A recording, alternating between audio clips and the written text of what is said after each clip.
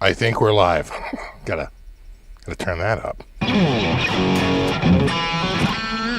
Right, Tim? Sky Prop, Newman, Patrick, Slazy Q, Gus, Tarman, Christopher, Dennis Ellis, Ron Paget, Strat CPO, Stevie G, Matthew, welcome as a new member. Thank you for joining. Yeah, a new controversy apparently. Of course, there's always a new one. Tactical, Ron, what's up, buddy? Got John Clack, got Joe Heavy. What's up, Sky Prop, Brandon Ray, Jay Van, Vince, Friedrich. Good evening. We have Jean-Claude, we have Brandon Ray, we have Dennis Ellis, we have you, we have EV, we have Ed VH. We'll play on that. Yeti Motzi, of course, Jimmy P. Highway 2 Shell, Fretless Ed, Jay Schaff. Speaker, what's up, buddy? We got Ricky. We got Ravenger. We got Mike. We got Justin. We got Coomster. We got Mike. Dejo Blue. Mark Blue, Sleazy Q, and don't forget Eddie Faye. And of course, Guitar 1952, and Ed Axman, and Tim Thomas, and Chris and Tony and Matt and Jamie and Super Lead and Iron Guns and with Vince 69. Don't forget Browns fan Art Perez and Jamie Williams. Don't forget John Gregory. And here comes Terry G. JG. And Jason and Metal Theater Terry, Stevie G.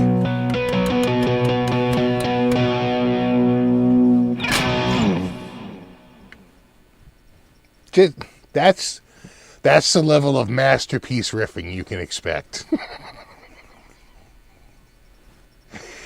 I just thought I'd drop that new one on you. It was inspired by the chat.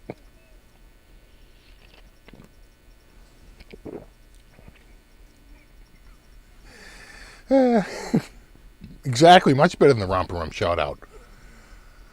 Right? We needed some other name. Some rhyming name. Yeah, that's talent. That's talent right there.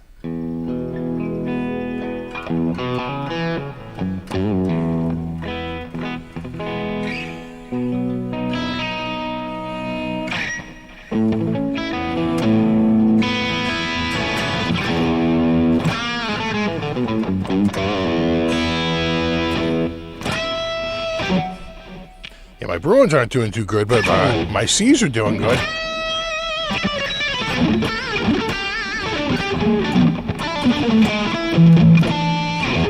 Yeah, the Jackson is gone. We can try and find a new one. We can look it up.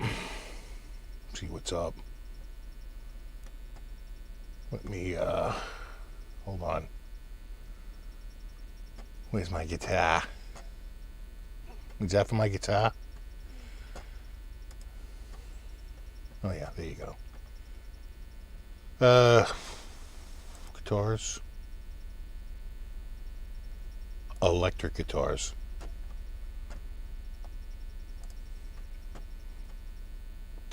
And then Jackson. And then we'll go low to high. We'll do 90 a page. Why scroll? You know, why move from page to page? I tell you, they have a couple of those JS22s for around $1.50. You know, not bad. There's another JS22 140. Right? I have, look, it's a mini It's like one up mine, but mini. It's a mini 32.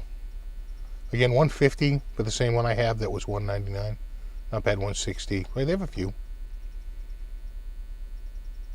Here's 22. Here's 22. There's a JS32.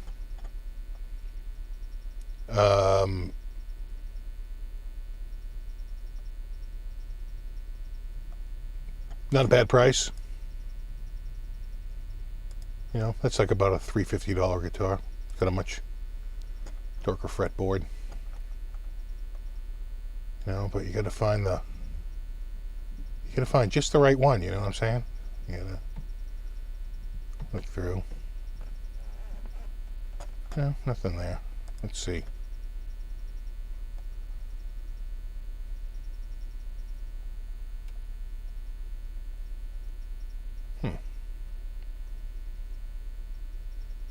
Well, soloist, not bad. X series soloist. That looks satin though, doesn't it?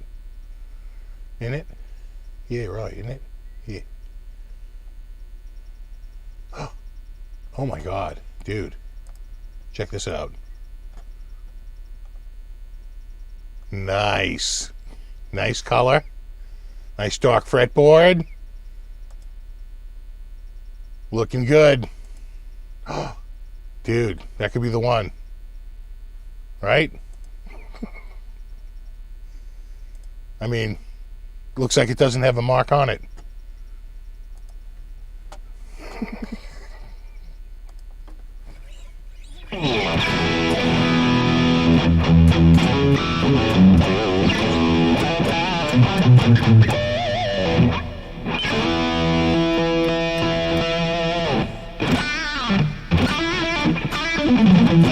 And scene.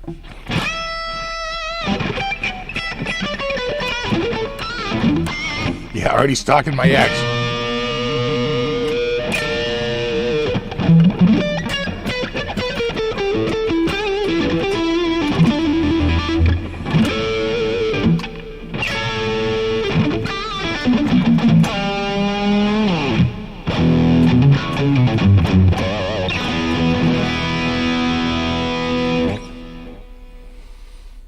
Trying to find one in pink.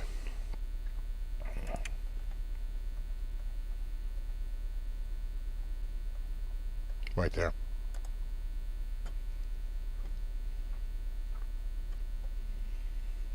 So still 200 less than new, but the difference is, if you look at the description on this one, this product comes with a case. Now you wonder, you have to call them up, is that the ABS Jackson hardshell case? Because if it is, that case used to be $129, but now they're $219. So that case alone is $219. So that, you know, that alone, it justifies the extra cost. You know, at $5.99 if you're going to get a Jackson ABS case. They make another Jackson case that's kind of like the wooden case. It's a more rounded edges on it, and that case is only about $99. Still, though, it is some value added. Or is the case just a generic case? That's what you need to find out. What is the case?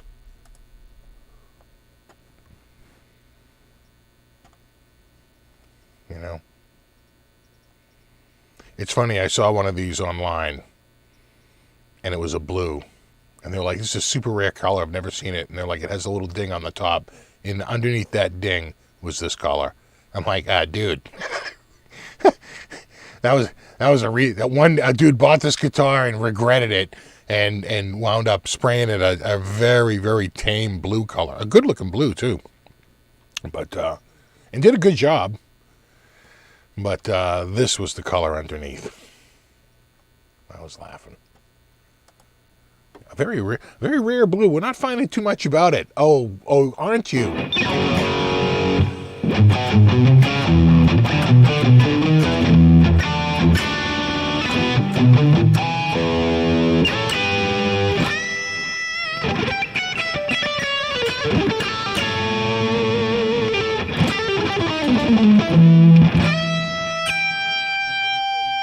Yeah, exactly, Ron. It's also in great condition.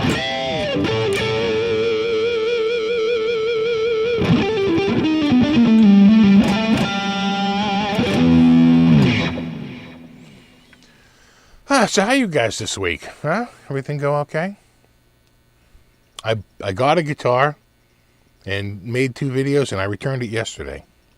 As you could see, it is back up there. So, when I first returned it, well, the other thing is I should have taken a picture. I returned it yesterday. It was a gorgeous day yesterday, very sunny. And as I was walking that guitar in, my God, that fretboard was so light. And Bobby came by, and we had it next to that Jackson there. And it was like night and day, like how much darker the Amaranth was, which has probably died.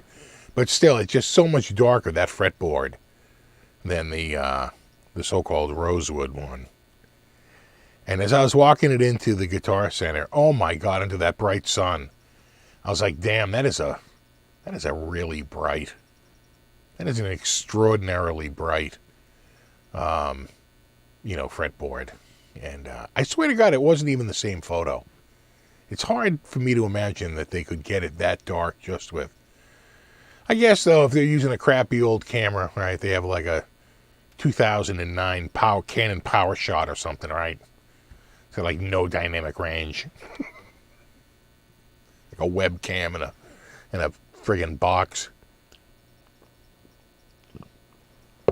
What did Gibson do this time? Nothing. That's why controversy is in quotes. So, yeah, we can just talk about that real quick.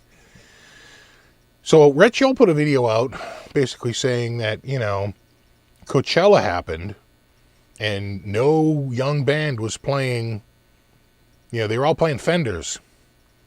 And no one was playing a Gibson. And, like, young bands aren't buying Gibsons. And I'm like, that is a pretty broad, generalized statement. First of all, why single out Gibson? You could have made a video, young bands aren't playing Jacksons. Why aren't young bands playing Jacksons? Right? Could have picked out ESP. Right? What's wrong with ESP? Why aren't young bands playing ESP? Right? But why pick Gibson out? Felt a little selective. Right? To choose Gibson of all the other brands than what were being played. And secondly, it's at Coachella. Right? This is hardly the forum for. I don't think it's that far of a stretch to say some bands tend to play certain guitar. Some music genres tend to play certain styles of guitar. If you went to a metal festival, you might say Fender is doomed. Nobody was playing a Fender. Only like 1 or 2 bands even had Fender. Those are the bass players. It was all ESPs and Schechters and Jacksons. It's like, yeah, because you're at a metal festival. So you're at Coachella. It's like a rap, like all these alt bands. And do a double take on the alt bands. They're not playing Fender, okay? They're playing Squier. Because they put a ton of effort into looking like they're putting no effort in. Right? That's always been the MO of the alt band. I'm a poverty-stricken college student. I don't even know what a guitar is, bro. They just hand me this thing and I just let my art flow through it. It's like, right? They wouldn't be caught dead with a Gibson because it makes it look like they care. They come from money. They're not actually broke. It's like, right? There's a whole look. There's a whole look to the impoverished alt dude. So they're going to play not even Fenders. They're playing Squiers. They just are, right? You see it over and over and over again. Even my guitar has to be ironic, right? It really, and so. Between like R&B bands, it looked to me like a bunch of rappers and R&B bands. Yeah, a lot of them it's like if you went to a country festival and said the Telecaster has taken over the world. You realize you're at a very narrow, you know what else we found out from Coachella? the number one selling car is a Range Rover. Yeah, I couldn't believe it because, I don't see that many on the road compared to other brands. But there we were, and everybody was driving a Range Rover. So, yeah, it's the funny thing. It's a funny thing with statistics. You really have to have a random set. And Coachella is anything but a random set.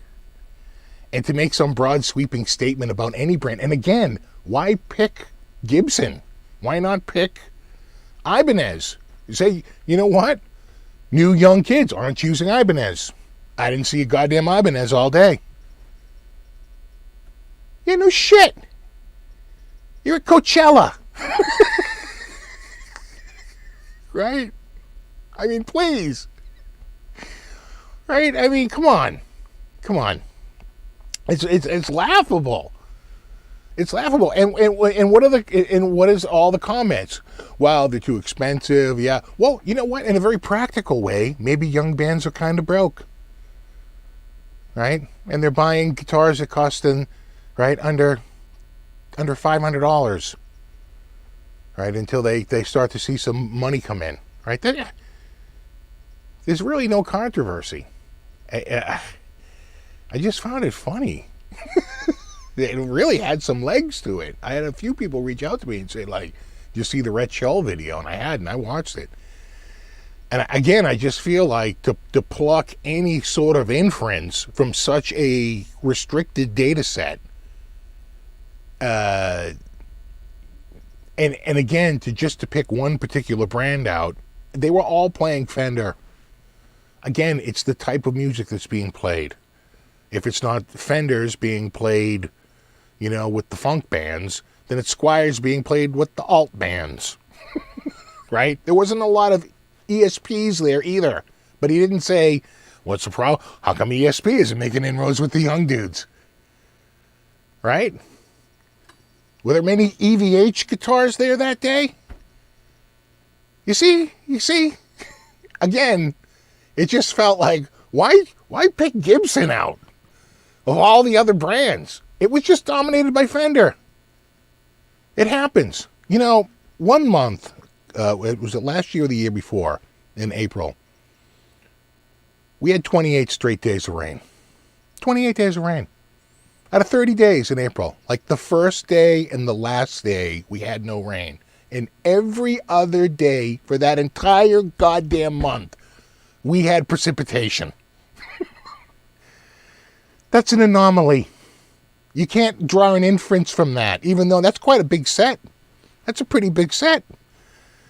But still, we just happen to be in a rainy pattern. You happen to be in a little bit of a Fender pattern. It meant nothing. And yet, there was a lot of people drawing some inferences from it. And it didn't offend me as a guitar player. It offended me as a statistician. How dare you?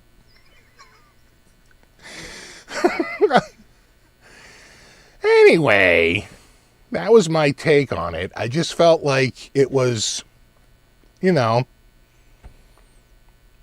bit selective all around. From where you got the data to who was lacking in the data. This all felt a bit manufactured. So, I'm sure, Brett, I'm sure Brett Shaw was very angry about it. Rhett Shaw was fine with it.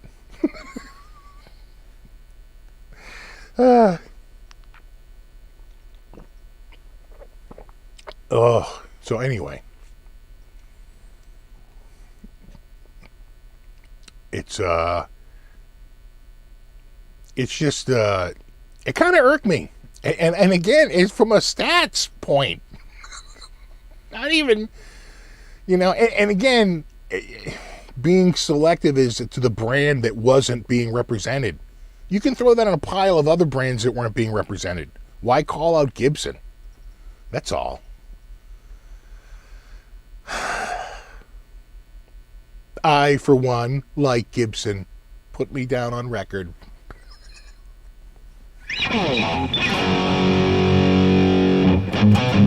And I'll say this. I went to go see Steel Panther a few times in the last 5 years. Is that recent enough? And one of the opening bands, the singer looked older, but the guitar players were clearly in their 20s. My God, they looked like they just got out of high school. And they were both playing Gibson Les Paul standards, and like Tobacco Burst. It was sort of a look. And I think the singer was older. I think the singer looked like he was in his 30s. But the rest of the band looked way young, right? And then another time I saw them, there was a young guy up there who was a real phenom playing the Gibson Les Paul Custom. I came to realize later as I was hanging out with him in Germany, it was Sammy Bowler. I was like, oh, dude, I was at that show. Yeah, man. Yeah, you were tearing it up. And he was playing a Gibson Les Paul Custom. And at the show, I think he was 28. So at that show, he was probably 26, right? Because it had been like a year or two earlier that he had opened for Steel Panther. So again, yeah, maybe young alt bands aren't playing Gibson. Maybe funk players aren't playing certain Gibson. It's just like, but there are plenty of people choosing Gibson. I thought there was kind of a resurgence in Gibson in the last 10 years, kind of pushed by YouTube. I had so many of my friends buying Gibsons, like Robert Baker and Fluff. And Agufish got a killer Gibson. He's a pretty young dude. He seems to be playing a Gibson. He got that custom. I don't know.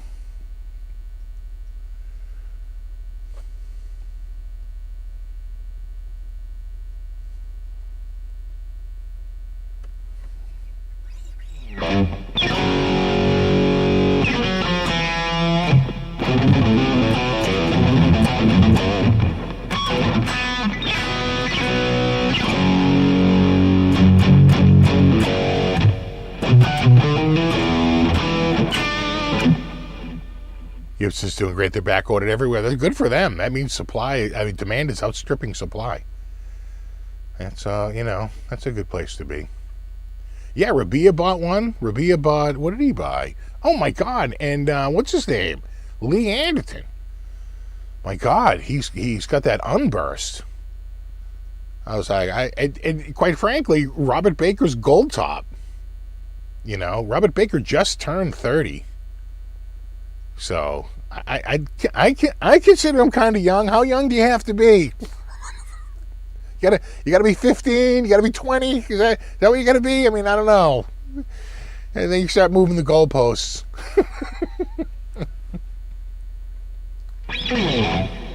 Yeah, Rabia bought a 1972 Gibson Les Paul Custom. He bought it at Norm's Rare Guitars. It's a gorgeous guitar. I'm pretty sure it's a 72. You can almost see it in the headstock. It's so big.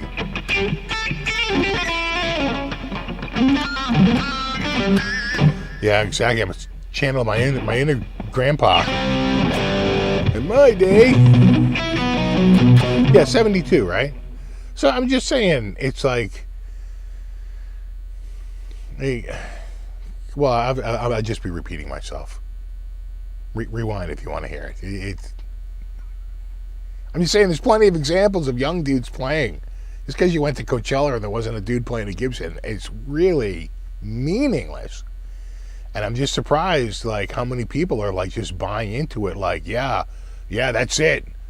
That's it. Just goes to show you, kids don't like Gibson. It's like, what are you talking about? That's a pretty sweeping generalization from a single data set.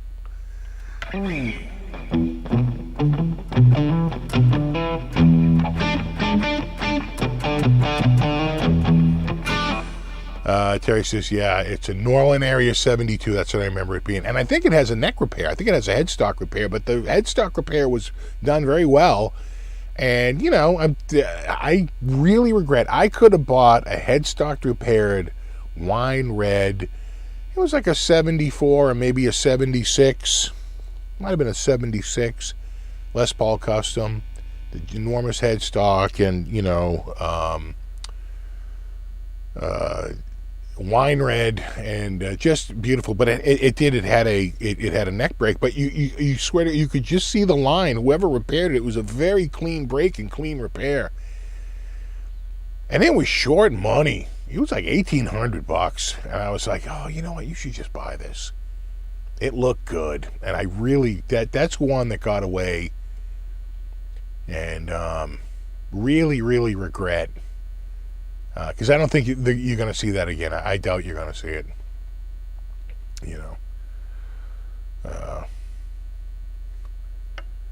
A custom down to that low.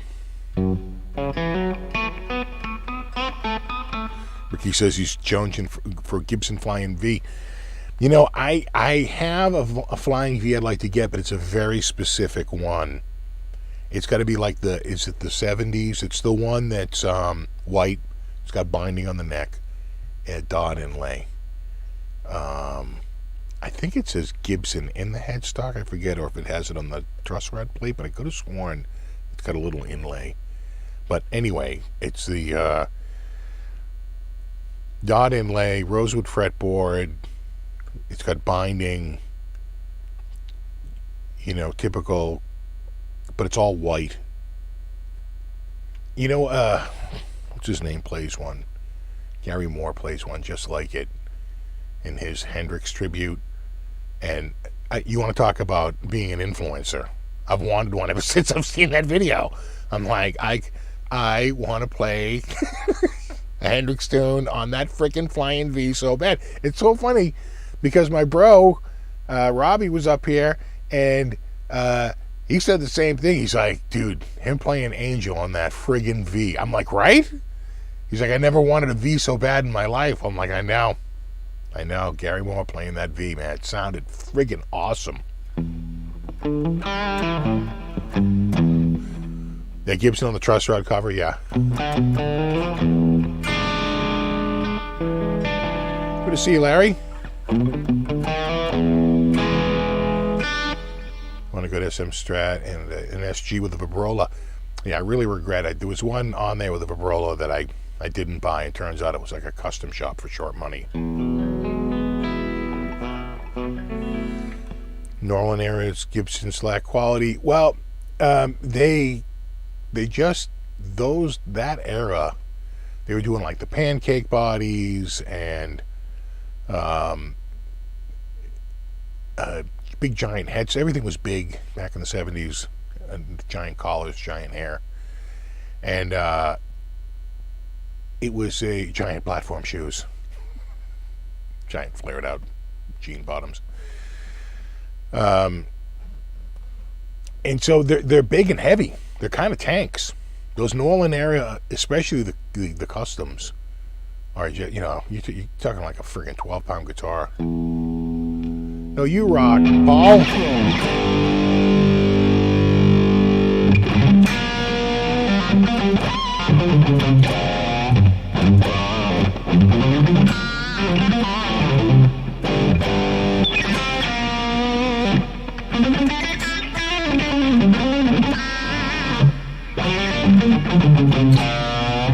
Nice.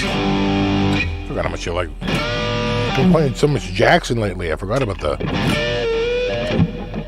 the old SG.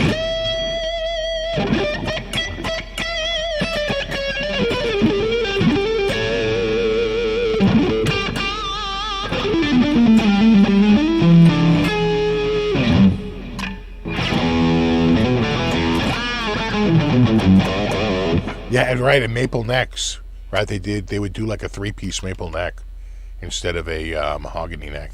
And it might have had a big volute. It might have broke at the volute.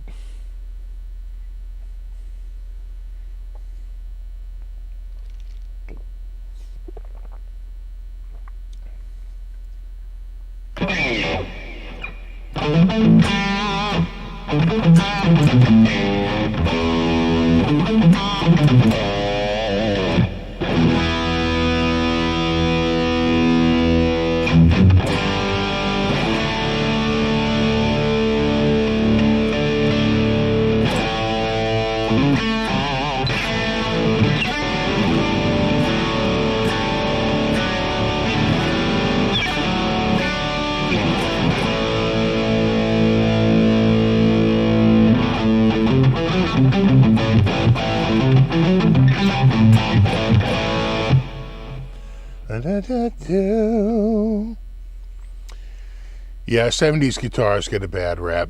It was all the cocaine. Right, and the endless supply of beer. Am I gonna miss the Jackson? You know, I did really like the Jackson. It had a very shred style neck on it, right? It was a very comfy and you know, my style of like neck. You know, I like the neck on it, and I thought it played good. You know, it sounded good. I just didn't want to deal with the chip, and I really hated the light fretboard. That was more. I could have lived with the chip if that fretboard was like, you know, like super dark, and it was just the chip. I said, I can deal with the chip, whatever. It was the fretboard that was the deal breaker. You know, it's like I thought I was buying, you know, off the wall, and instead I got bad.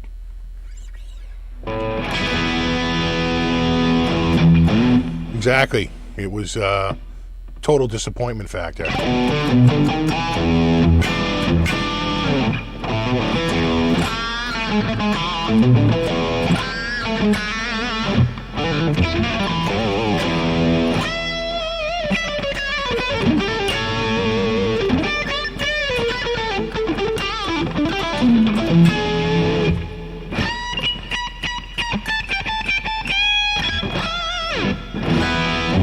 I would love to get a USA Jackson soloist. There was one that got away that was crazy good, and it light a fretboard deal breaker. Yep. What?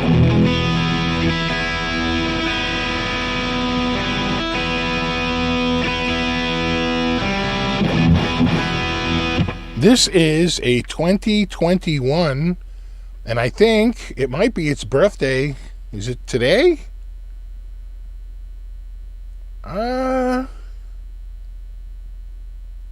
Yeah. I forget if I think I ordered it October 10th. The guitar was completed on on April 10th.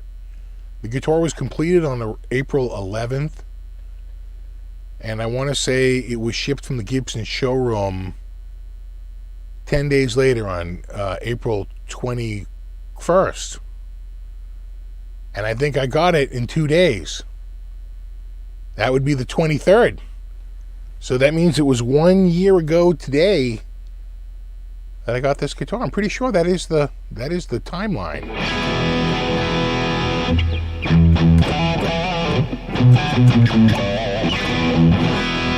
I don't have to look at the serial number. I bought it from Gibson.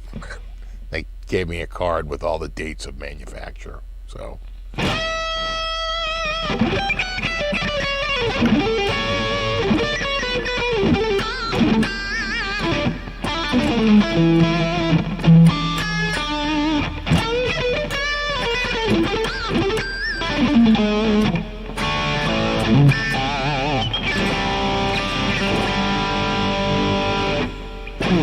Does sound good though, huh? Yeah, it's Happy Birthday SG Day. Hold on, we can probably quickly do a little birthday for it. We bring up the looper. Call in the looper. And I'll just count it off myself here.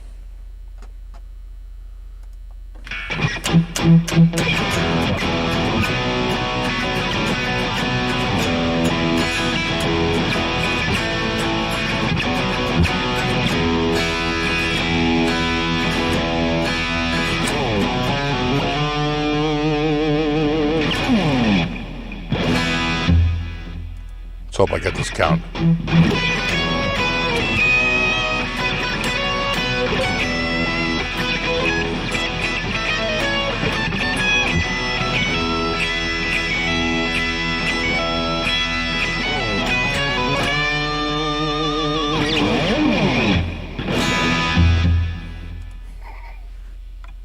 There you go. Look at that. Fun with Lupus. Happy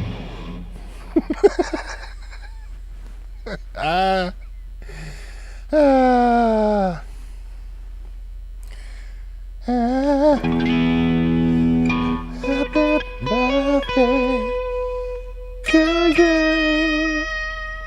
Happy birthday to you.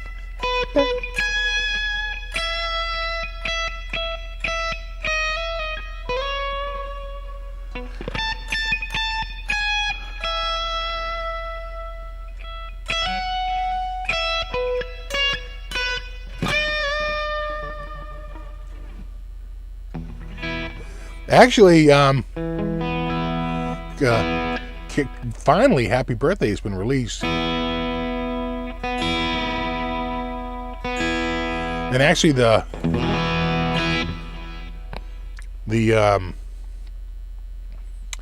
music has been released for years. It was just the lyrics. That's why you had people going, today it's your birthday. We can't sing happy birthday. You go to a restaurant, we can't be singing happy birthday. You know, they're coming out H A. You look like looking at your watch. These candles are melting. What's his name? Benjamin. B. Hey, what's up, RNA?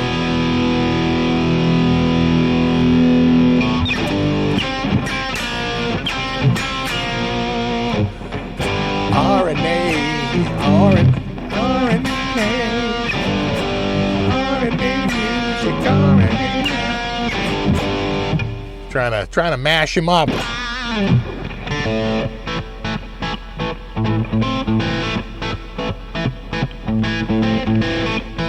Yeah, Happy Birthday is no longer copywritten.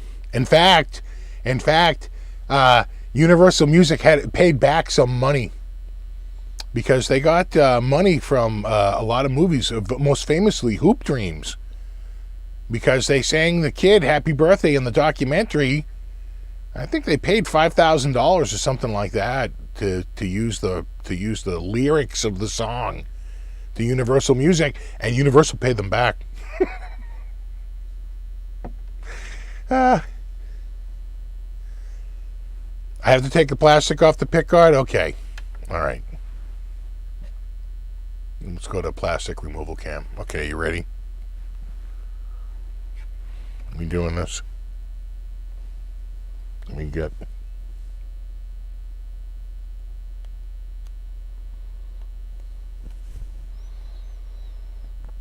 Can I get this corner? Come on. All right, I got it. Come on. What you don't... No, see, I'm breaking it. I gotta go through here. Hold on. Yeah. Hold on. Are you holding on? Okay, just making sure. All right.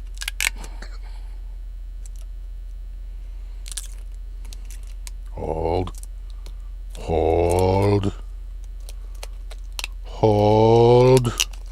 Okay, now go. Wah wah. Wah wah. Wah wah. Do.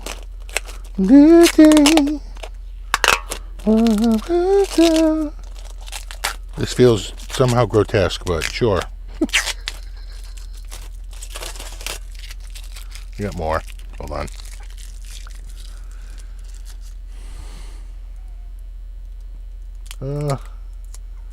Might have to get this one later. It's kind of under the bridge a little bit. You know, the Red Hot Chili Peppers wrote a song about it. I don't want to scratch it. I'm trying to... I have a pair of tweezers over here. I don't. I have tweezers? No. Well, you know what I do have is that's not going to work. This might work. There you go. Come on. There we go. Come on. Yeah, right. Yeah.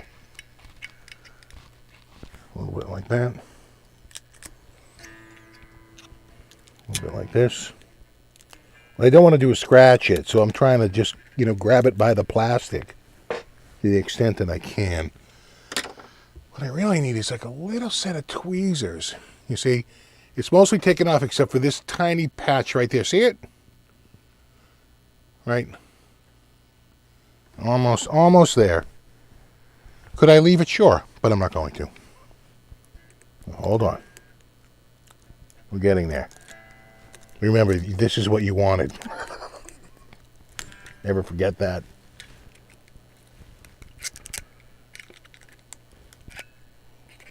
Come on, you bastard.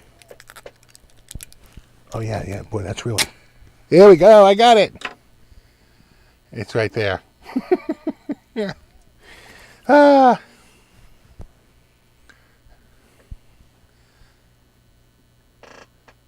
Ta-da!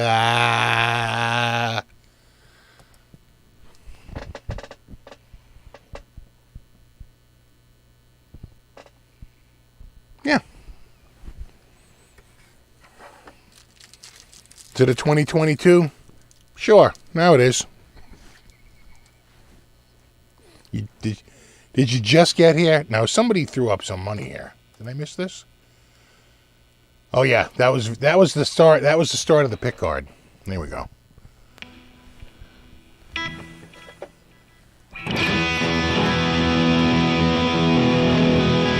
Feel like I got to tune up because I was stretching these strings. I was prying them apart. Gee, all right, that's good. That's actually pretty good. That's a little sharp there. A little sharp there, kid.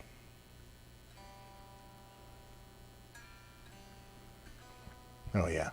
Sharp, wicked sharp. And there we go.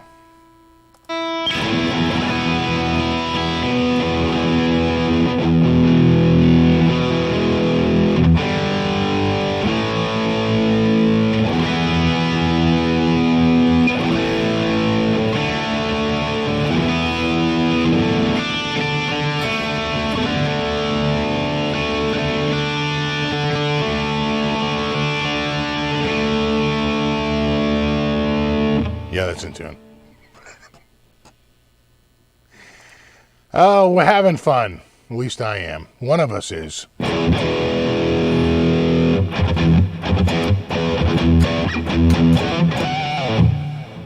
You can already tell that I have just now released all of the tone.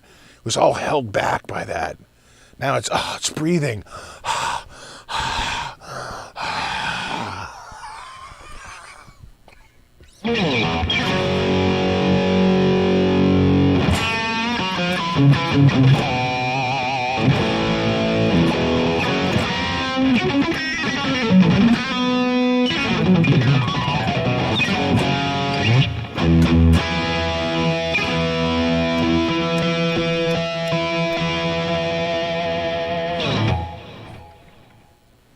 Release the tone. We're talking about guitars, right? Yeah, okay. I'm just making sure.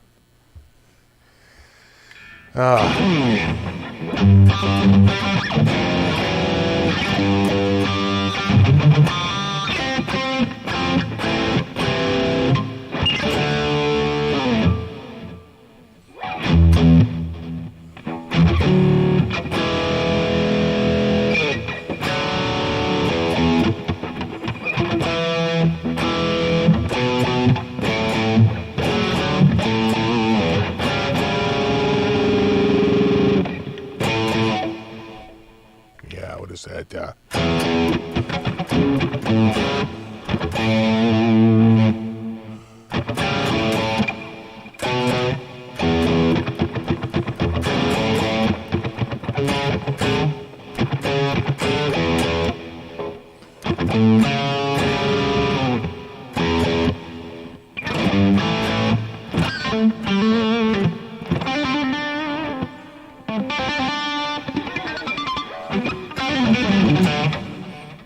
No, the family, they never watch me. They seemingly hate all this.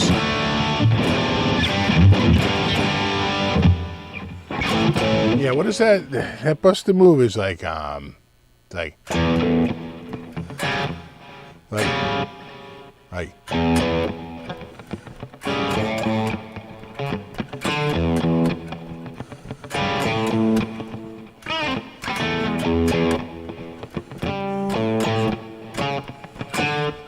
It's got a couple of upswings.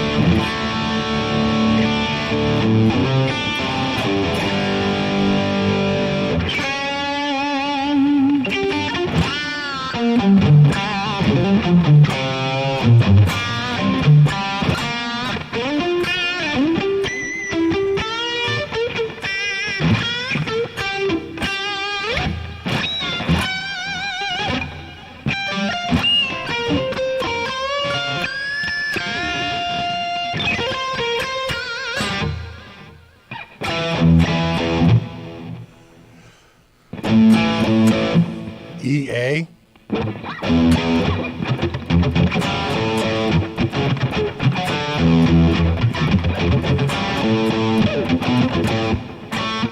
There.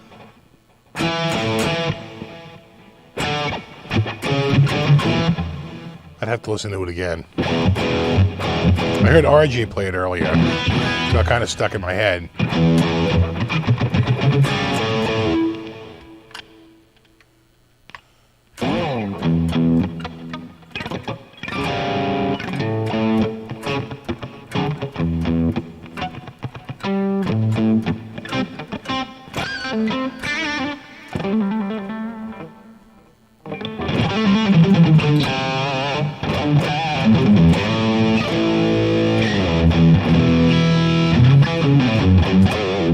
Yeah, Jackson's officially gone.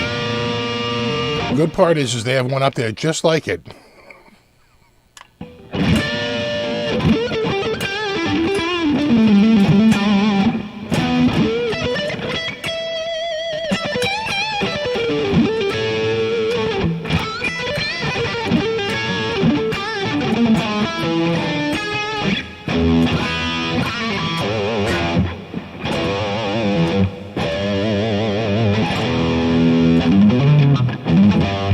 I don't think I could do 7-gauge strings. I tried 8 and I thought they were too light. Yo, what's up, Gospel and Mark? You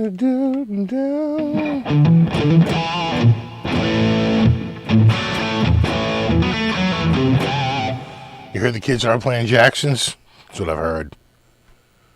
Why aren't young kids playing Jacksons? Did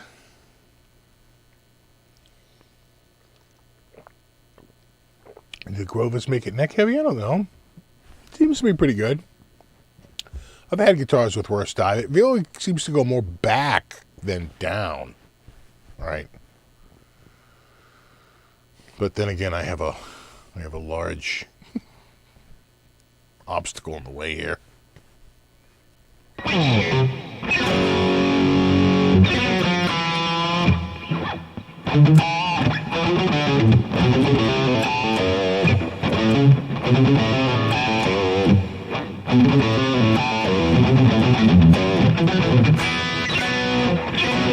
Yeah, you know, why aren't the kids playing Glary? That's what I want to know. Why aren't the kids playing G&L?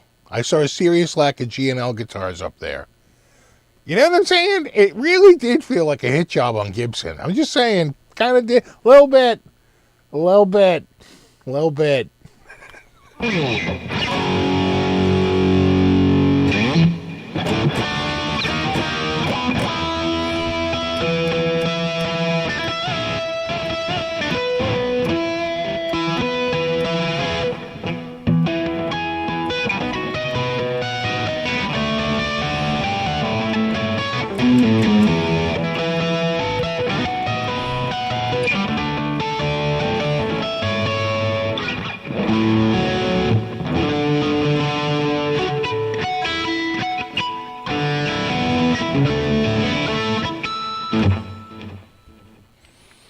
Yep.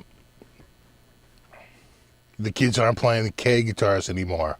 Why aren't the kids playing the K guitars? I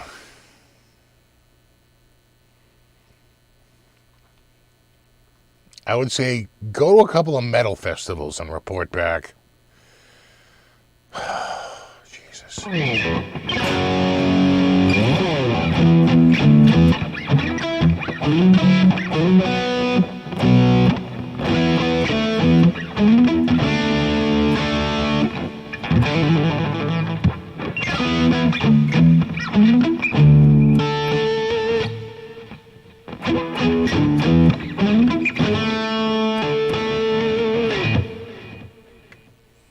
If Apple made guitars, it would only work with Apple amps.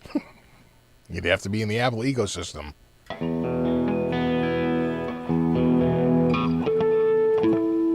I mean, it would work with any amp. You just have to buy an adapter for $149. Don't get cheap on me. I feel like something was a little bit.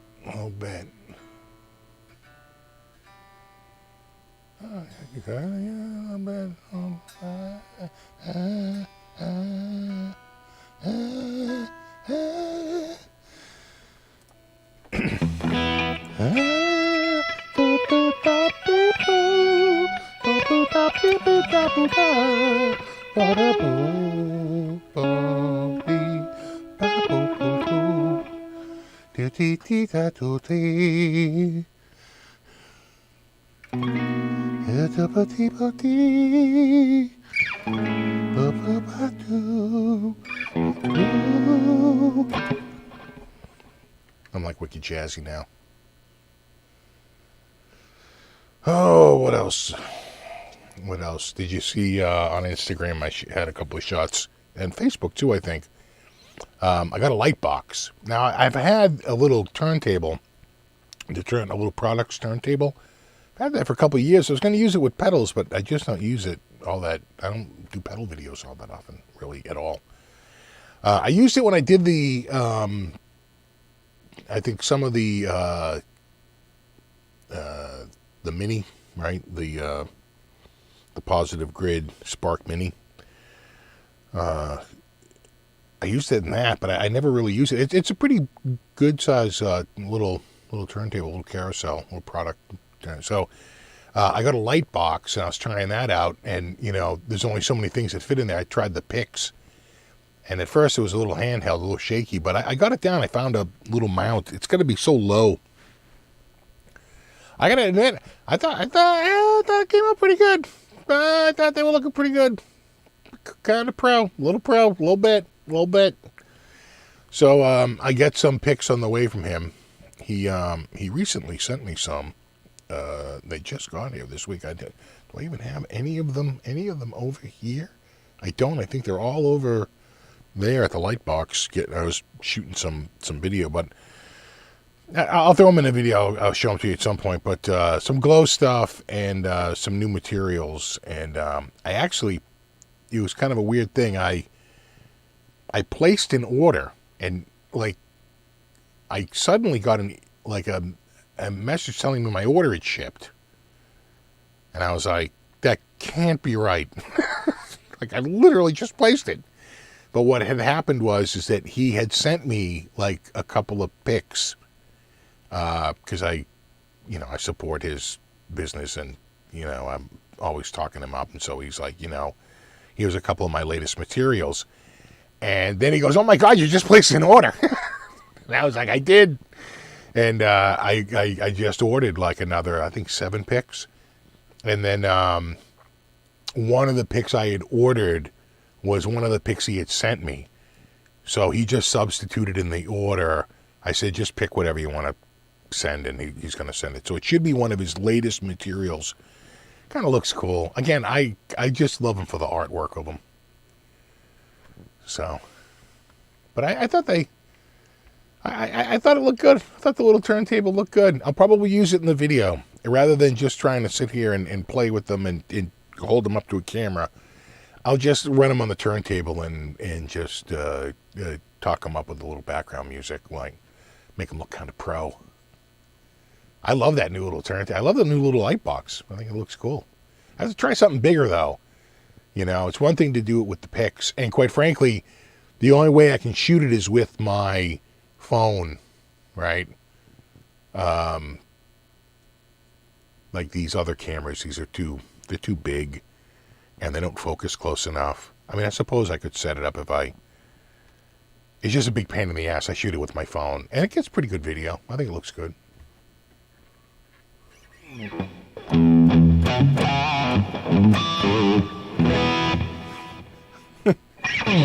A Fender dealer was down playing the Gibson. Get out of here. Yeah, if you came to our store, you always heard the same thing. Crate is awesome. Fender is awesome. Peavey sucks, because that's what our competitor sold. He was a Peavey dealer. And that was the one brand that they were always pissed that they couldn't get, because back then, it was very much like car dealerships. You had territories, and we were never getting Peavey because they already had a dealer within close proximity. And so it was never going to happen. So, yeah, it was always like, Peavey sucks, Crate's awesome. Buy a Crate. You don't want Peavey, you want Crate.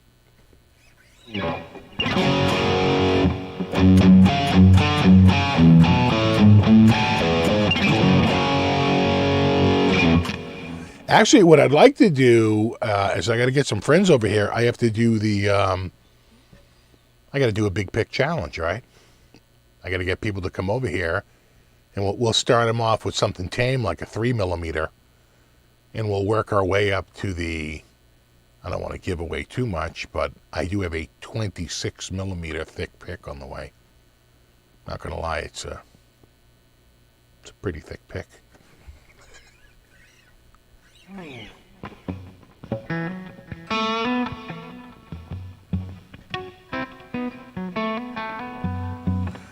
Yeah, well, Daddy's had Peavey, and they moved into town, and no problem, right? It was this other place, Walpole Music, that had Peavey. That's why we couldn't get it.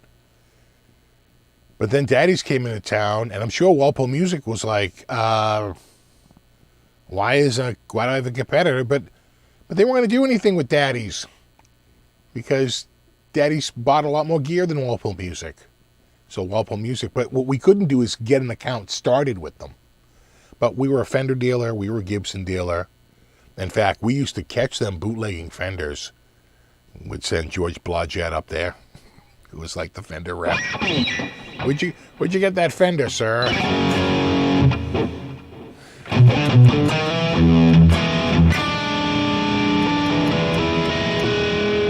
Yeah, Gary, only 26 mil. Let's not go nuts.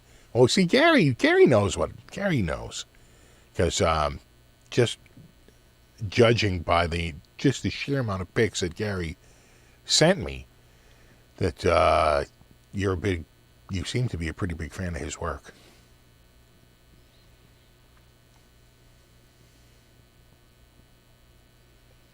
I certainly am. I love his stuff. At some point, we're going to have to do a Halloween show where there's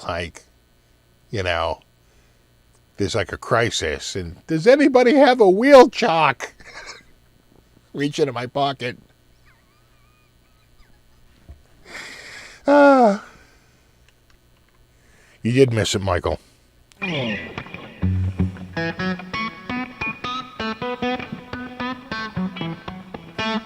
You remember George Blodgett? He was a wonderful guy. I really liked George. He was a very nice guy, right? It's like he's the grandpa you wished you had.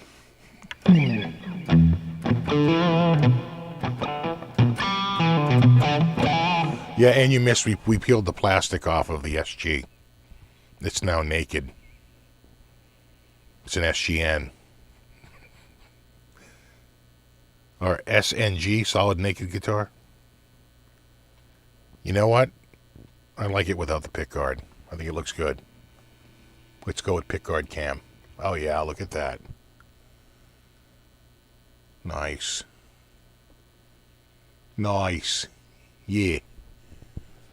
Looking good, isn't it? Yeah.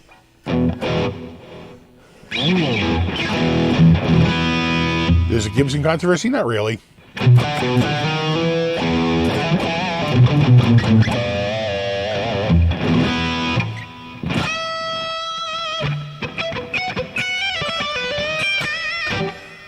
been really thinking about an SG. Everywhere I look now, SGs. Did you look at Coachella? Steve, are you part of the algorithm? Yes, I have to undo the damage done by the kids at Coachella. Those damn Coachella kids.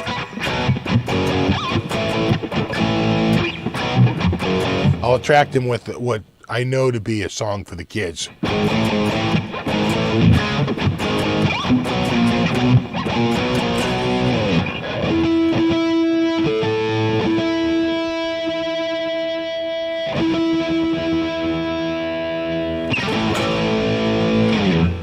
You still play the Epiphone Les Paul Custom? I do.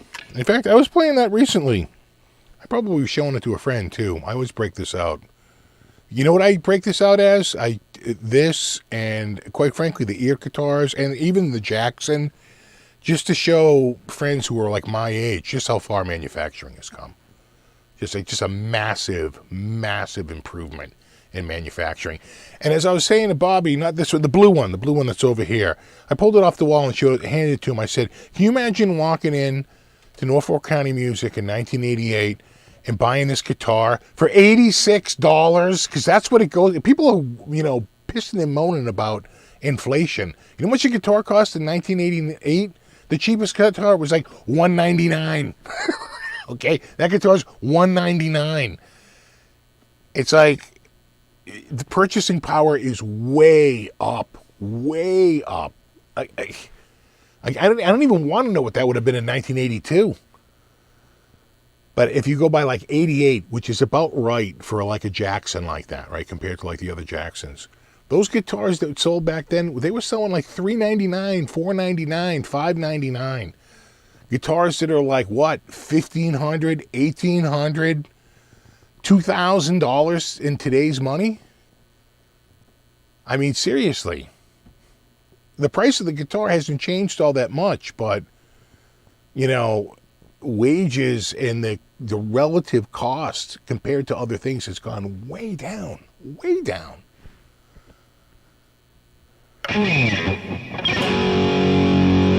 And this is from a guy who worked at a music store for 10 years, from 85 to 95. I'm telling you, I was there. It's, it's crazy. It's kind of crazy. And especially that one for $199. The Kramer. To walk out of the store with a Kramer of that quality for $199 couldn't happen.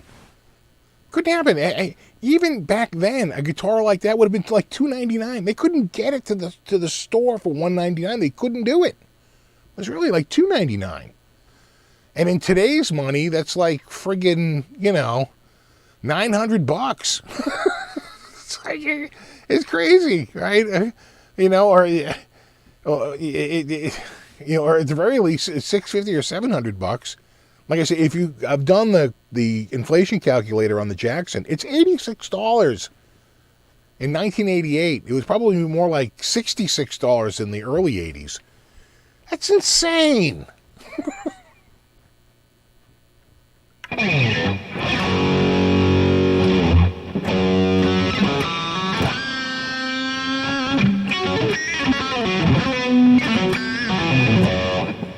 And then the other thing is that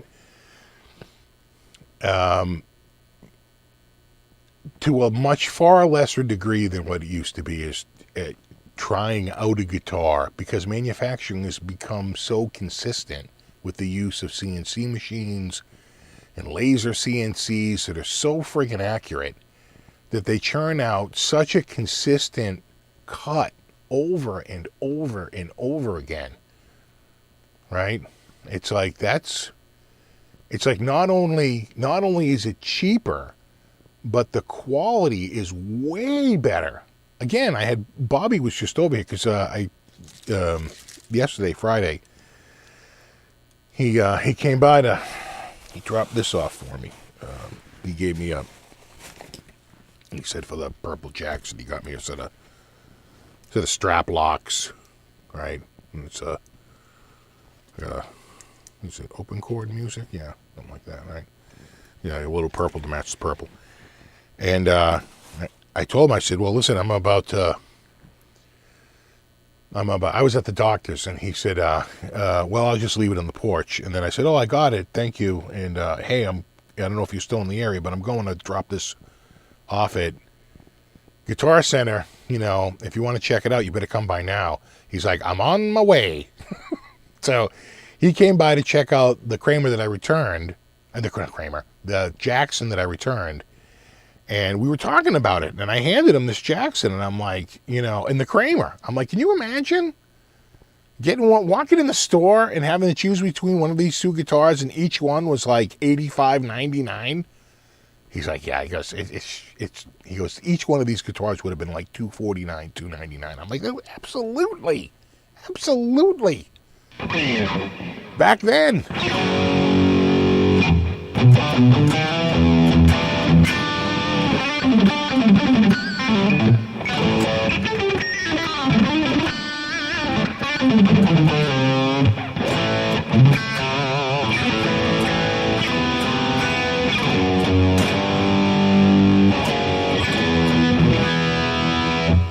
The 73, my new Guild D40 was 3 1/4. Yeah.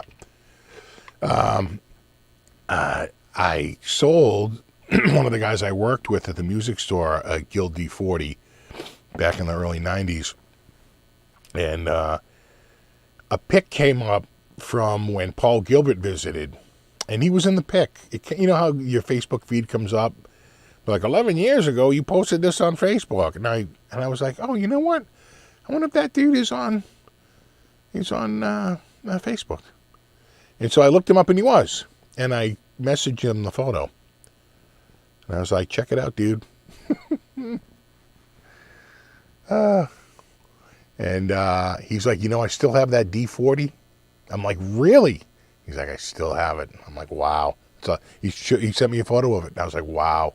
That's like 30 years. I sold him a D40 back then. It was rough, but it had been fixed up, and it sounded amazing. That D40, damn, that guitar sounded good. I would put a fresh set of strings on that guitar, and you would get lost playing that friggin' D40, man. Oh, my God. Oh, my stars. Whew. You know what I wanted, though? I got the Larrabee, but I went there to buy a goddamn Guild D55. That's what I wanted. I wanted a Guild D55, right? The pinnacle of the Guild Dreadnought series.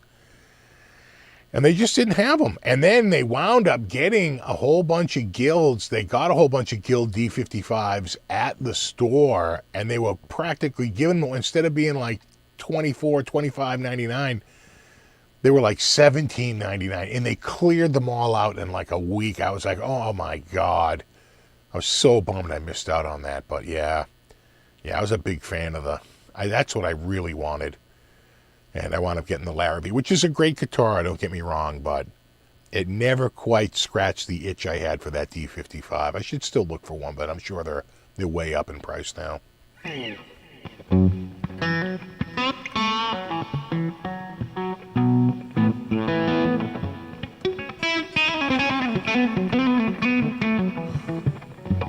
Where was the Jackson you returned made in Indonesia? I think so. I think that's right. I think it was made in Indonesia. That sounds correct. Indonesia. Yeah. In fact, it might have even said made by Court on the back. I wonder if it did say that.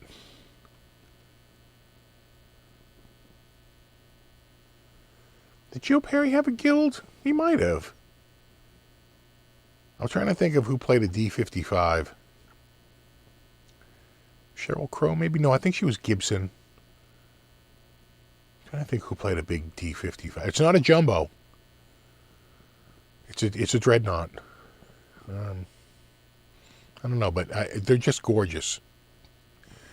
You know, a D55 should have been around $24.99, $22.99 if you're getting a good deal. They were blowing them out for like $17.99. They're killing me. I think the most expensive one was like $19.99.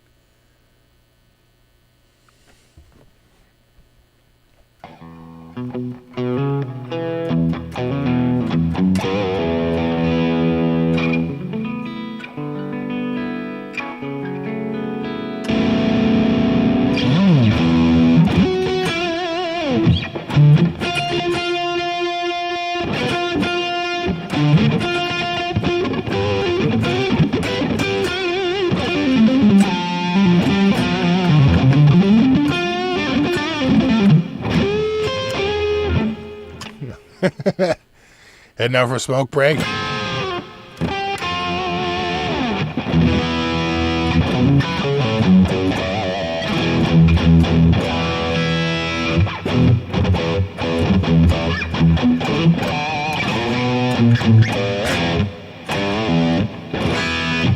The second time I've let that string slip. A little bit of the slip finger going on. That's on Revamp pedals. I like their pedals. I got one of their little ones right there. And I got the other two over there. I like Revs. They got the distortion. Right, so that's like the red channel. And then I think they get the blue channel. And I think they finally came out with the green channel, right? That's the green one.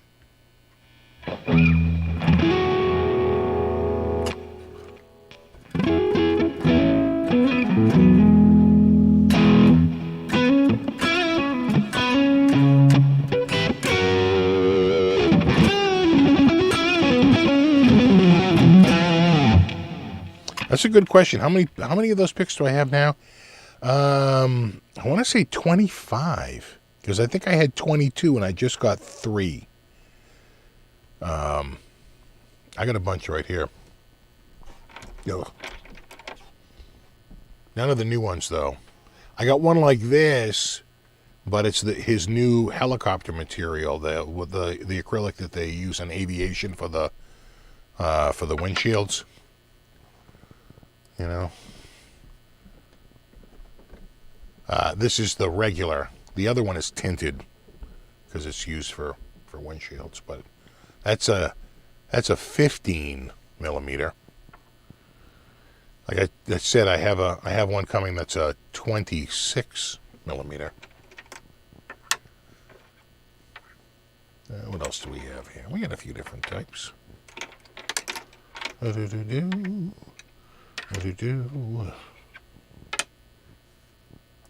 we'll go to pick cam. You've seen a lot of these, right? The honeycomb hideout. More honeycomb. This one is fluorescent. It'll glow under a black light. Some of them don't. This is the most fluorescent pick of all of them. I don't know if it's because it's brushed, but when the black light hits this one, it's like you got to put sunglasses on. It lights up like a friggin' Christmas tree. Not fluorescent, but still a cool pick. Not fluorescent, but the hardest and the most durable of all the picks. That's Torlon. And it's a very expensive, like, engineered plastic. And then these light up like crazy. All those acrylics light up. They're all fluorescent. Just like my Daw Man. My Daw Man lights up, too. In fact, when I do that late night show, that's what you're seeing, right? Do-do-do. How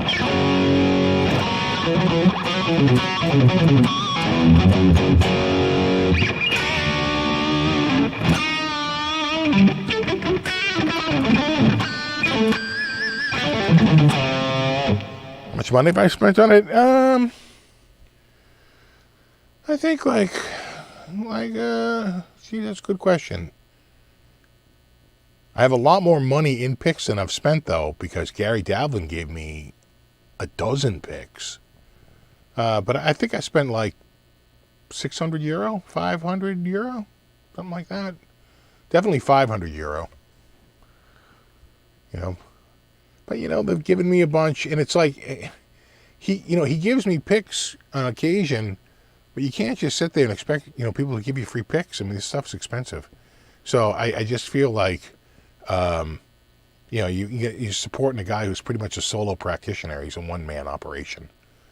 I could sit here and promote his stuff and hope he sends me some free stuff, but that's kind of sleazy. It's like, send him some money once in a while. And quite frankly, I wanted those picks. They showed up. I was like, really want one. I don't know, Gary, if you bought any of his recent stuff. I got one of those Chaos Lands coming, and I got a bunch of his new ones. I got one of those antimatter ones coming. I'll be here in about a week. It takes about a week to come out of Switzerland because it's got to go from where he is in Switzerland to the international port, which is in Zurich, and then it's going to fly into New York. It doesn't fly into Boston. It goes to the New York customs through JFK. And then it's got to process through customs, which usually takes about a day. And then it's got to get from New York to here, which takes about a day, sometimes 2 days.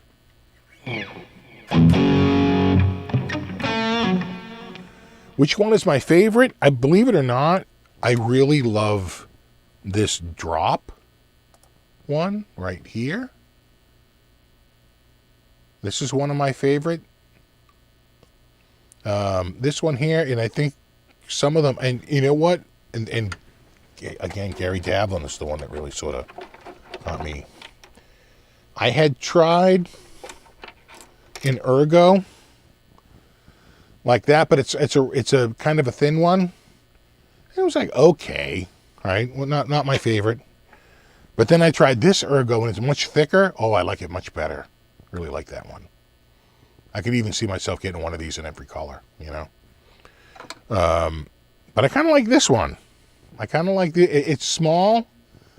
It was ordered by accident. I actually thought I was ordering a different shape. I wasn't paying attention. And when it showed up, I was like, oh, that's right. I didn't say drop XL. I said drop.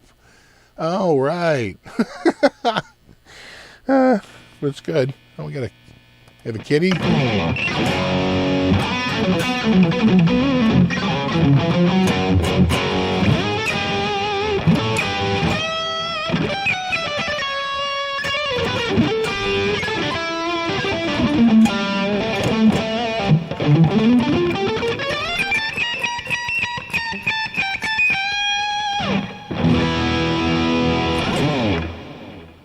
I like them. I like them.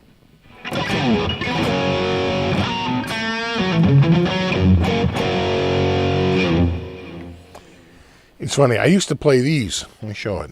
I have one here. For years, that's what I played. Dunlop Gators.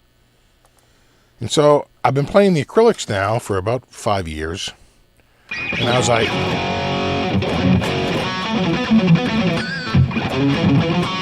I hate this pick.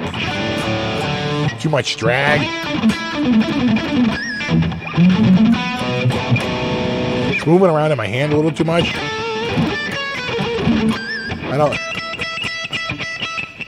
It's got a little bit of a scrape to it.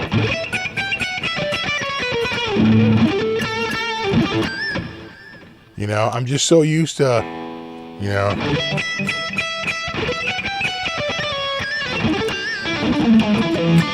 it's brighter, it's crisper. And just the feel in the hand.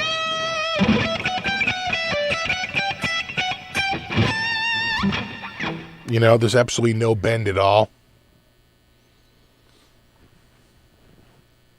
Oh, yeah, the flow picks, yeah.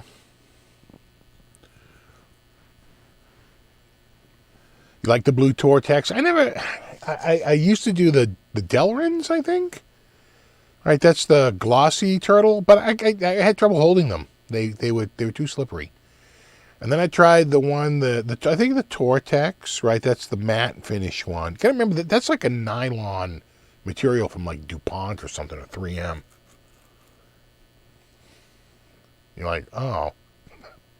What's up there, David? What's up there, hot shot? And done.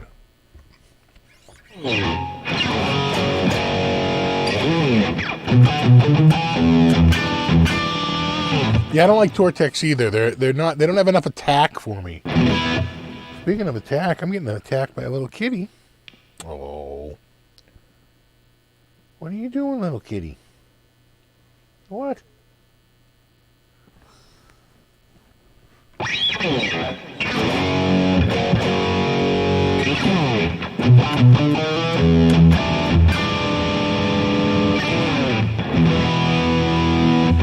Altex is great. Yeah, I think I have an Altex from Fluff's signature as an Altex.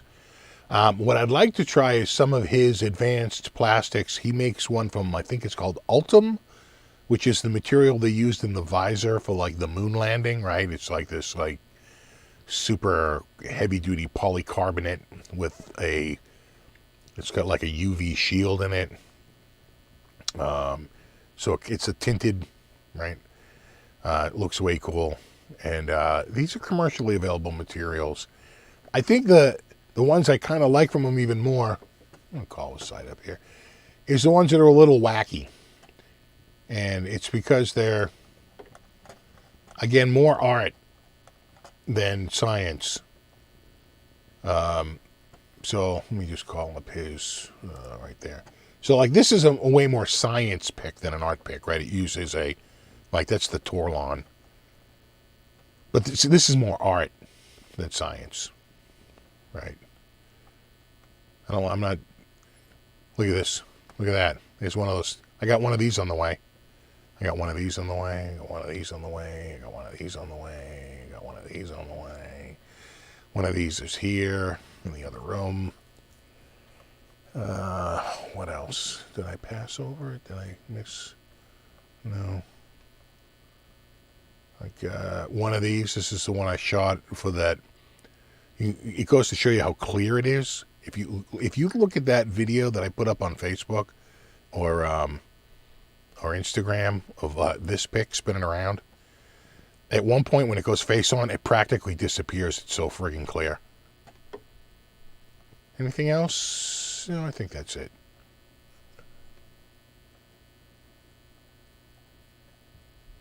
Yeah, see, this is like polysulftone and Ultim, right? That's like, I think this is the one from it's the Moonlander. That's the one from the visor. This is like just some like plastic on the plastics chart. And then again, these are more art than science. These like the Huftron and the Ultims. These are more science than art, right? It really depends on which way you like to go. I like the ones that are way more artistic. That's just here's one of those Ergo anvils. Amazing stuff. I love his work. You know, it's really, really good. In fact, he showed some of I forget which one it was. It was one of these up here. Might have been this one. He showed the raw material. And it does not look like this. Right? That is, that's his polishing technique that gets it to look like that. And that's not resin. It's hard to get, a netting inside of acrylic. And that's acrylic. That's something that's much easier with resin than it is with acrylic. So, again, just sort of a, crazy materials. Again, this is like a fabric encased inside of acrylic. Again, I really like the art ones. Collect them, trade them. I mean, I know you think your pick is cool, but until you have a aluminum mesh encased in 26 millimeters of green resin, just how cool can your pick ever possibly be? I'm just saying. It's a pick measuring contest, and that wins. Anyway.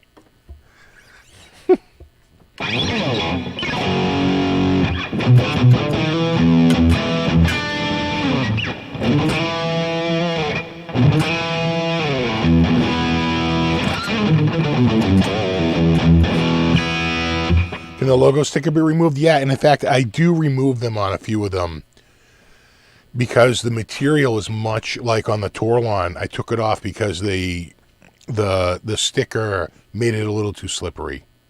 He'll send it with the sticker, but it's very easily removed because I want to get the brush on the grip, and I don't want the sticker negates the brushing.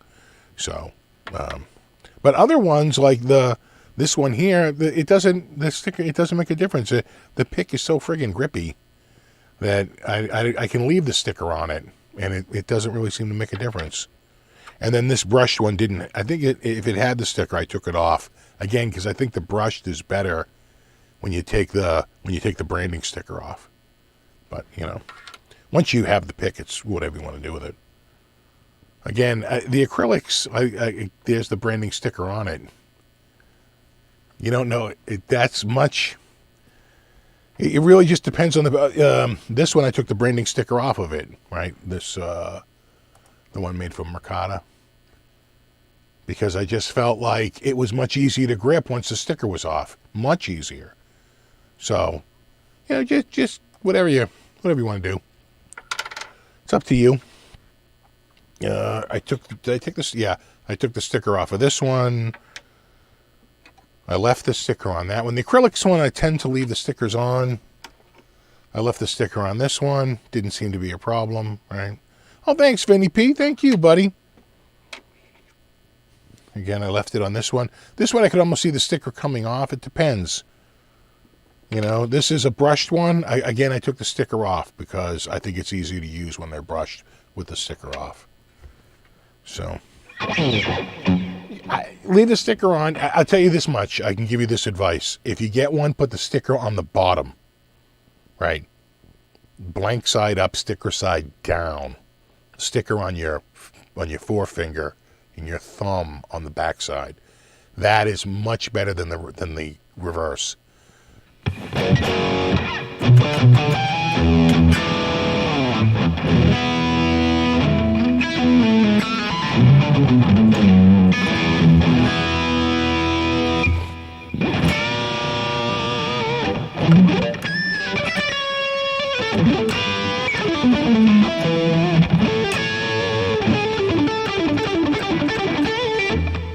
I really do like it.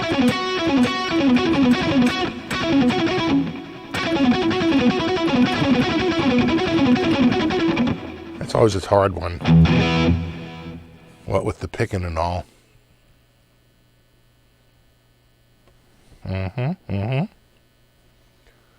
Don't mind me, I'm just going to very quickly check the score of the game. Hold on. Boston's up 42-33. All right, I like the sound of that.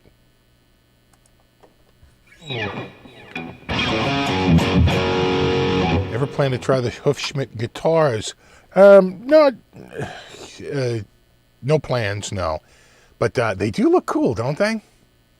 Right? You notice how he gets the strings going perfectly straight. He's a real science guy when it comes to that. So I'm sure he puts a lot of that science into the guitars. But they seem like they're an expensive boutique guitar. So I have no idea what they're going for. But I suspect I got to think, at least over 1,000 euros. Probably over 2,000, maybe even 3,000 euros. Because they're all handmade. They're all top quality woods. If you notice, it's a lot of flame top and quilt top and stuff like that. And so I think it's a premium product. I don't know what they go for, but I got to think they're up there. And you know what? I was going to get a Hufschmidt guitar until I went to Coachella, and not a single kid was playing a Hufschmidt. I was like, people are talking.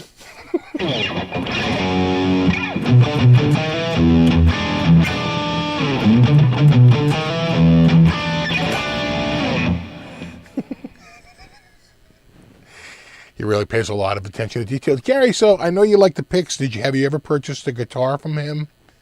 Do you have a Hufschmidt guitar? Just knowing that you like the picks?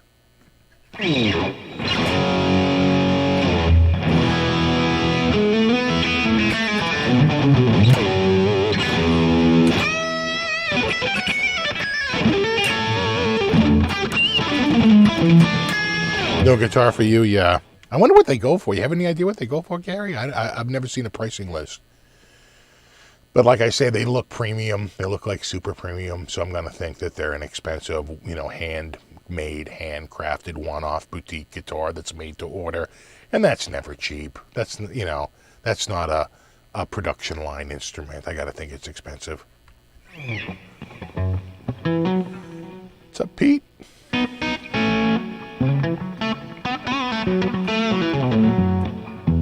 You think that big? You think that expensive, Ron? That sounds too much. I'm thinking half of that or less.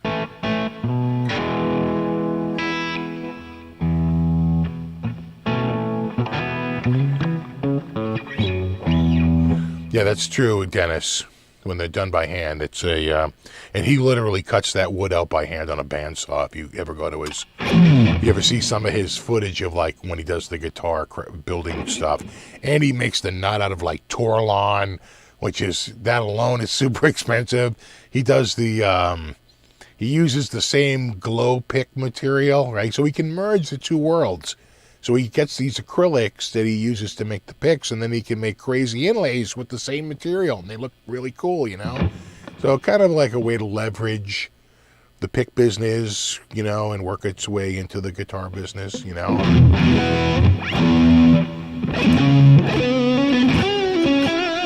Ever play or own a 335 type? Yeah, you can kind of see it back there. It's like a Chinese, kind of like what they would call a blues guitar. It's pretty bad. That particular one, though, is really bad, though.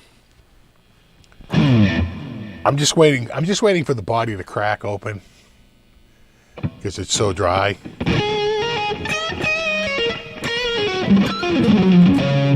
He shapes the headstock with a chisel. I know, right? He does. Yeah, it's a lot of hand work. He stands on the neck and it doesn't break. That's well,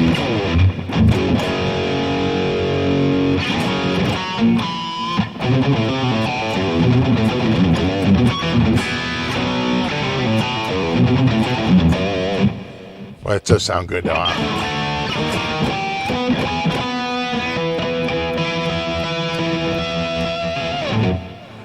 Wah. Do. See the forum game of the Lakers whoop the Celtics? No. I did see the game. Did you see the game where the Celtics in the last 53 seconds overcame an 11-point deficit to win the game over Kobe? I remember that one. I must have woke my wife up. It was a West Coast game. It's like 1 a.m. I'm like, the Celtics just won.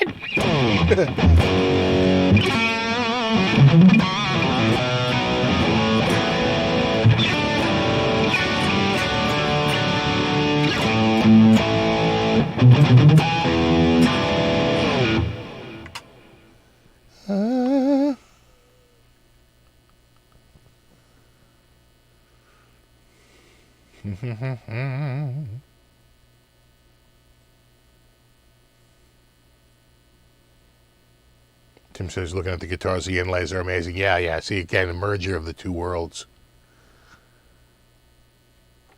A lot of weight grading, so I don't know what that means.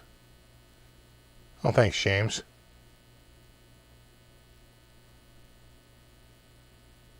Yankees game today.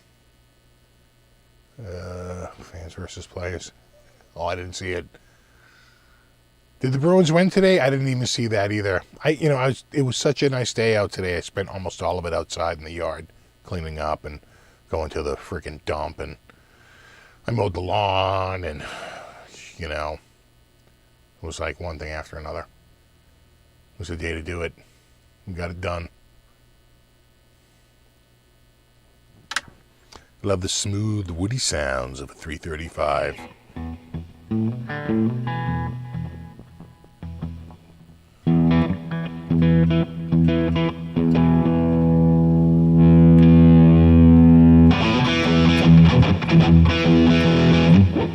That is a Harley Benton Big Tone.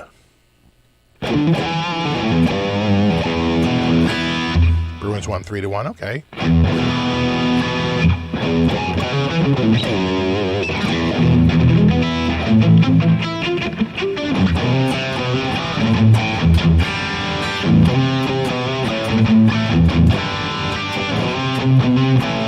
Fans threw bottles at Cleveland players. Oh, is this the Yankees game? Yikes.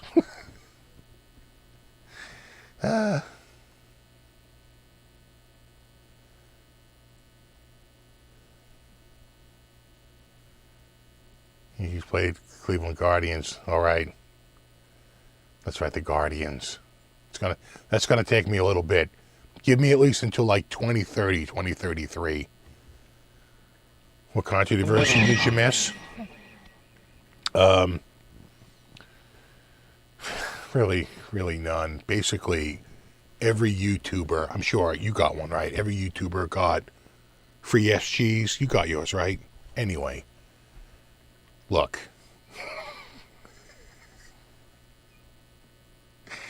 Oh, that's right. Agufish is a new dad. Congratulations, buddy.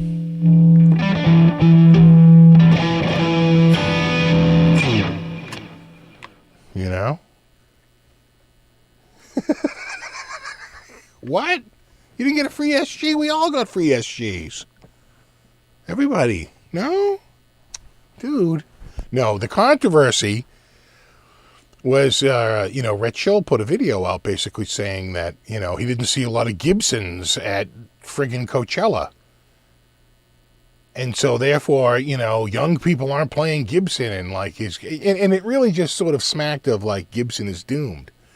And I'm like, yeah, but there weren't a lot of ESPs there either. There weren't a lot of Jacksons at Coachella, okay? Right? I mean, there's a whole list of guitars that weren't there. It's such a limited, like I was saying earlier, judging by the parking lot, you would think that, the Range Rover is the best-selling vehicle in America, but we know that's not true. So again, this limited data set point, picking one brand to say they were conspicuously absent from an R&B and pop and funk style and alt band stuff. I don't know. It felt a little bit like a hit job. A little bit.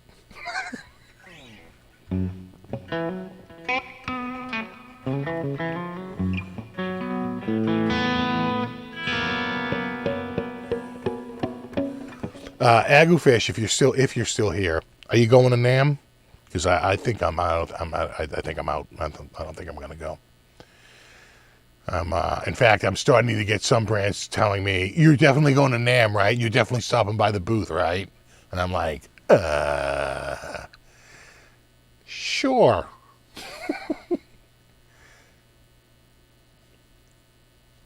See, look, Agufish, what are you like? You're at least 20, right? Got a /4 LP standard and an Adam Jones standard on the way. Yeah, there you go.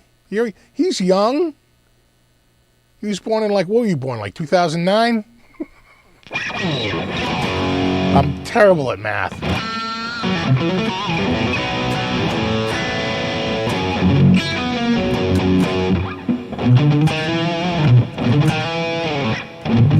You'll play it at Coachella?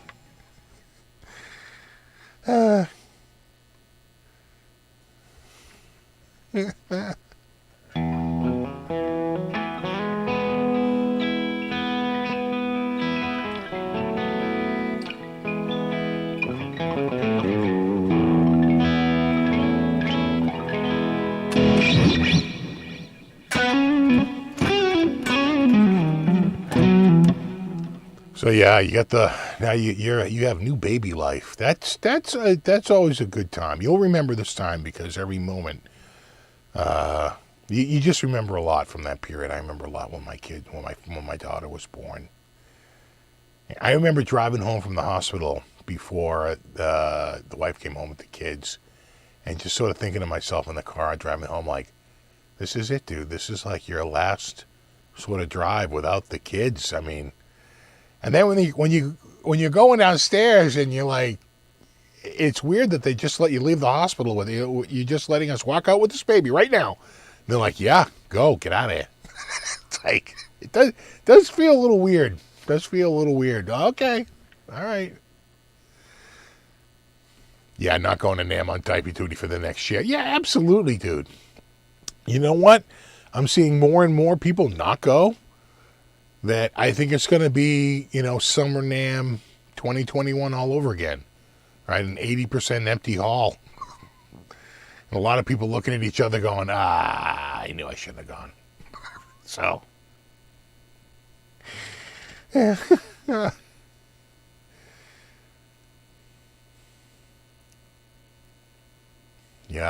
Yeah, I remember when the kids were born. Boy, that's a good time though. It's a good time. And then the problems don't get it. It's in the early years you're in the chaos, right? Because they can't be reasoned with. But then when they get older and they can be, and you can talk it out with them a little bit more, then the chaos isn't so much as putting out fires like every day,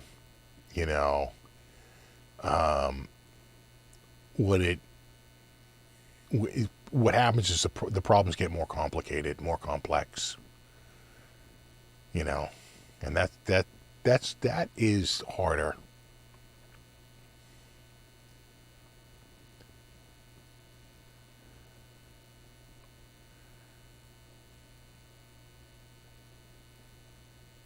I believe them that becoming a dad was the best thing that happened to me, and I own more guitars now than ever. Yeah, it really is. It's awesome. It gives you perspective. It gives someone to stand next to your bed when you're dying. It's good.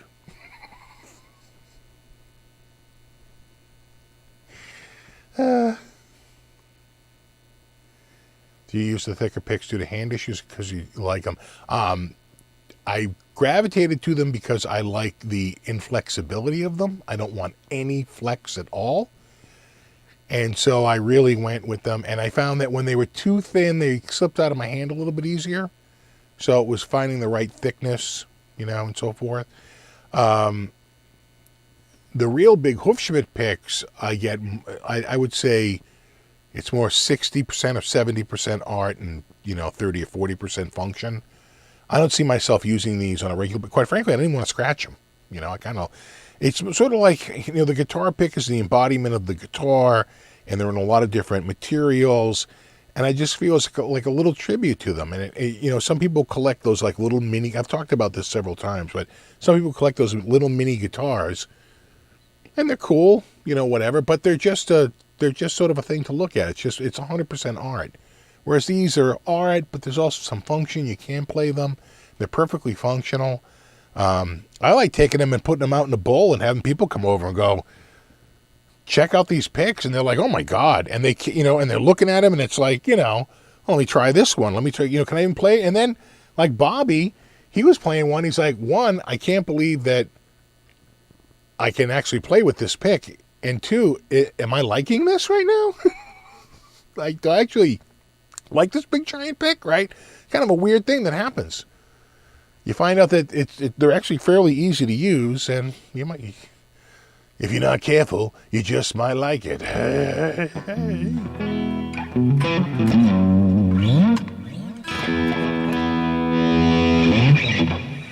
With dick picking, you still do harmonics, of course.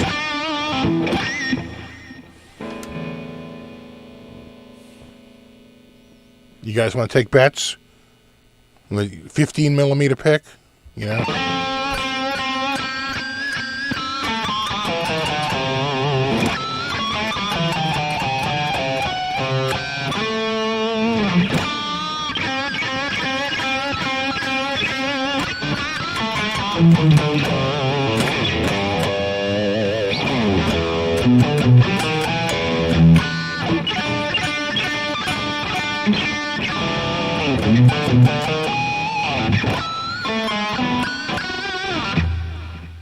Never underestimate me. I'll be doing that with the 28 mil. The problem is that I don't want to scratch him. I don't want to scratch my gorgeous pick. Guy spends a long time polishing these. In fact, he showed me, we talk over Instagram a lot, and we do like little audio messages back and forth. And he showed me some behind-the-scenes footage through Instagram of some of the raw materials. And they are not, like, super clear. This thing doesn't look like glass when he gets it. It's through his polishing that makes it look like that. It doesn't look super polished, like this here. Let's go to pick cam. That doesn't look like that, all shiny, It's quite raw, and he's got to bring it up to the high gloss. They wear it varying rates. I'd say the acrylic, even though it's cast acrylic, which is like the best acrylic, it's still going to wear out. I would say the resin wears out a little slower, right? The resin. This one I don't know much. It seems to be, this is, I think, a pressed fiber or like a pressed fiberglass. I'm not really sure what that is. I think is it fiberglass? Yeah, that's pretty cool. That seems to hold up as well. It really just depends on the material. I'd say the acrylics are probably the easiest ones to scrape up.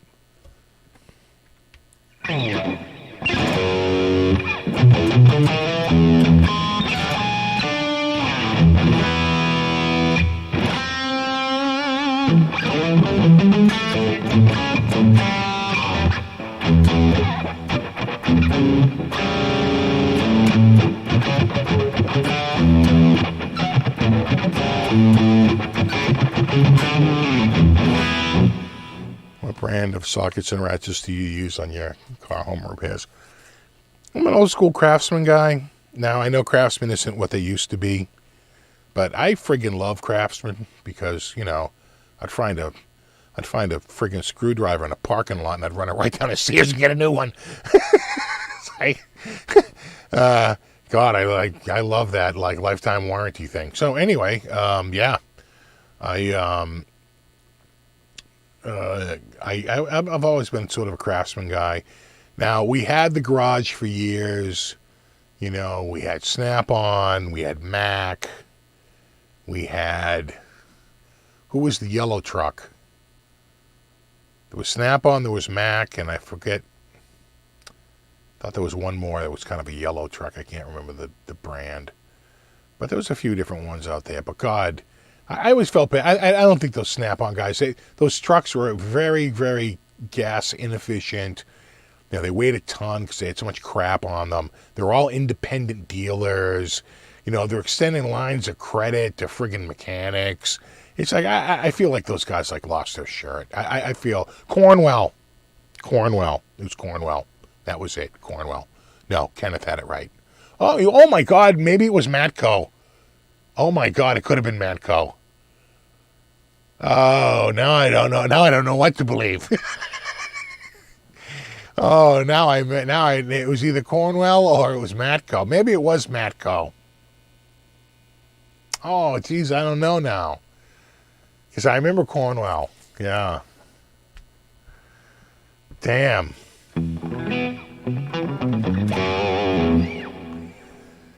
But yeah, God, I used to love friggin' Craftsman. God. I still have so many good Craftsman tools. And you know what? I've left Craftsmans out in the yard. They've got completely rusty. Take them in, a little bit of sandpaper. They look brand friggin' new. Yeah, Stanley and Craftsman are shelves of what they once were. They're the same company now. Stanley was the company that bought Craftsman. And I want to say they're both owned by Lowe's, right? Isn't that the parent company now that owns the Craftsman brand and the Stanley brand? Or did Stanley go to Home Depot and Craftsman go to Lowe's? I could have sworn that those brands were bought up. Mach. Oh my God, it could have been Mach. Oh my God, yeah. Oh. So many tool trucks, so little time. So Stanley's owned by Black & Decker. Lowe's owns Craftsman. I thought so. Somebody bought the Craftsman brand. I could have sworn it was Craftsman that went to Lowe's. And I could have sworn Stanley somehow was all under, but maybe I'm thinking of another brand. Lowe's has been buying up brands. Is Scott's, is that, no, did Home Depot buy Scott's? Is Scott's owned by Home Depot now? Right? They just buy up the brands, the big brands that they're selling.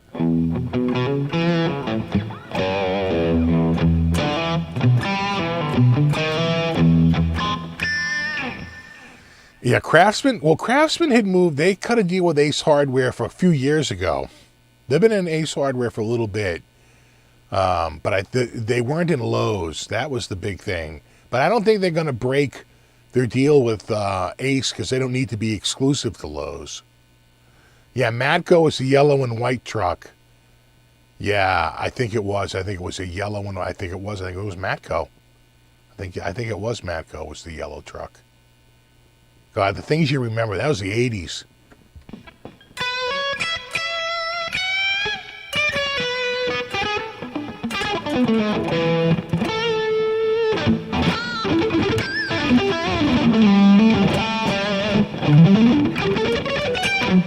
The Craftsmen still do the free replacement if you break them. It's not quite as free as it used to be. You might have to, show proof of purchase or something like that. I used to just walk in with a friggin' broken socket and get a new one. We probably abused it a bit, but whatever.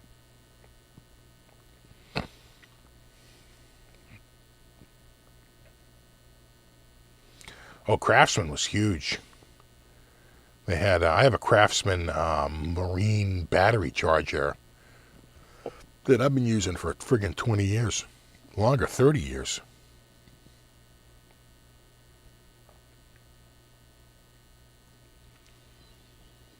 I think I got a Craftsman lawnmower.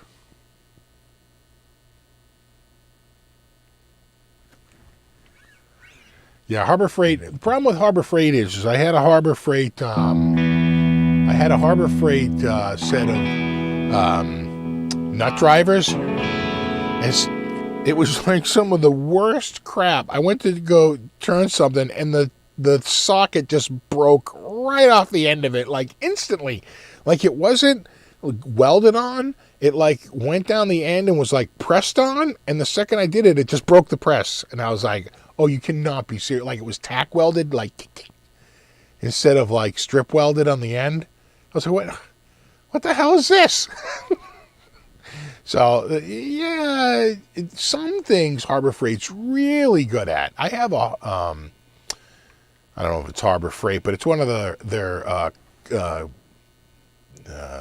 upright. I think it's 150 gallon, compressor. Or maybe it's a 50 gallon or 75 gallon. It's a big upright one on wheels. And I love that friggin' thing.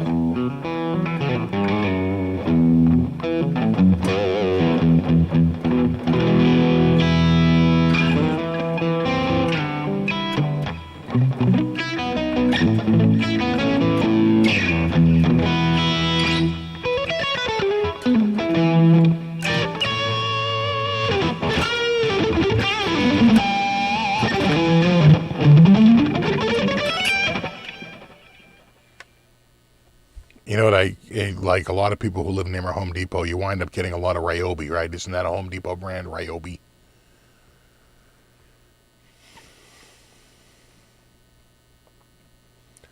A wrench snapped on you brand new from Harbor Freight. Yeah, the Harbor Freight stuff, some of their stuff is good.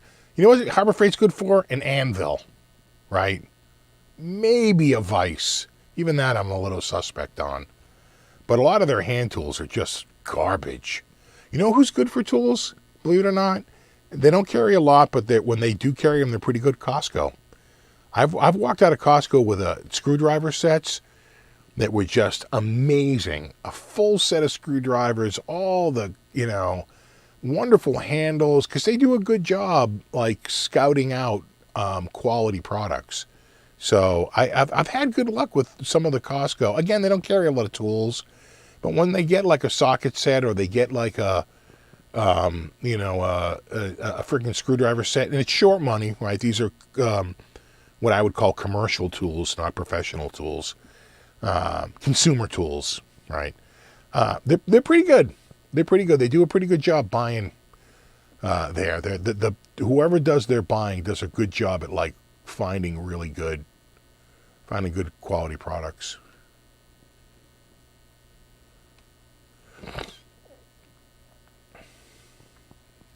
Although I have a bench from Harbor Freight, it was like $130, $140, and it's great. It's a wonderful bench. Yeah, don't buy Harbor Freight jack stands. I know. If you do, get the expensive ones. Don't cheap out. True, Costco does have quality stuff. Yeah. Yeah. Whoever does the buying there does a really good job because they don't carry a lot of variety. So they just want like one or two that just the best that they can get. And that's it. Screwdriver Titan set from Costco. Yeah, I think that might have been it. Have a good one, Joe. Thanks for hanging out, guy. I think we're wrapping up in just a few minutes here. But I've used Harbor Freight for like a wheel puller, right? When you need like a little 3-claw wheel puller. Super cheap, right? If it breaks on my first use, I don't care. I just need to pull this goddamn wheel off. Maybe a late show later. You never know.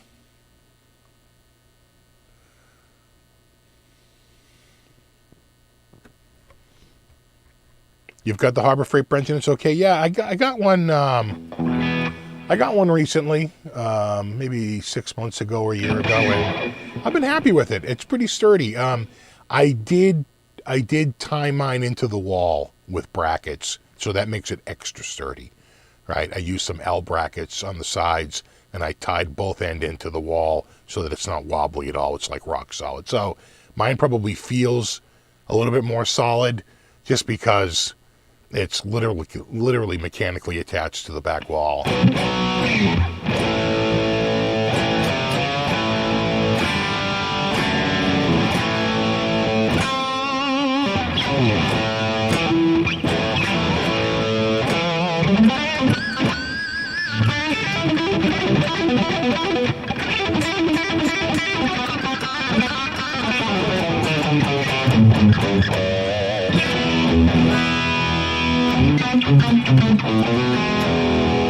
Late night show to pick a new guitar? Yeah, maybe. Go on there and take a look through. Yeah,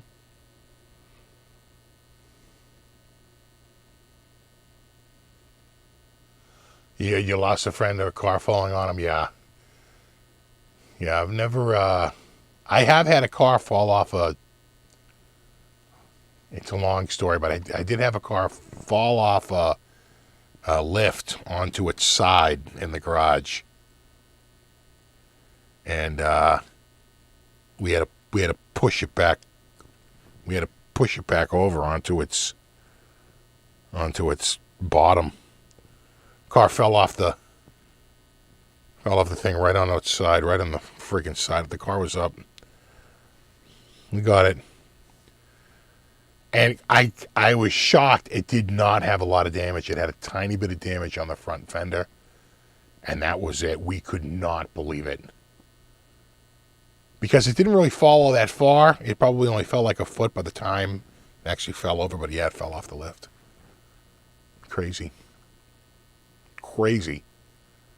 We're lucky one of us wasn't killed when that happened, quite frankly.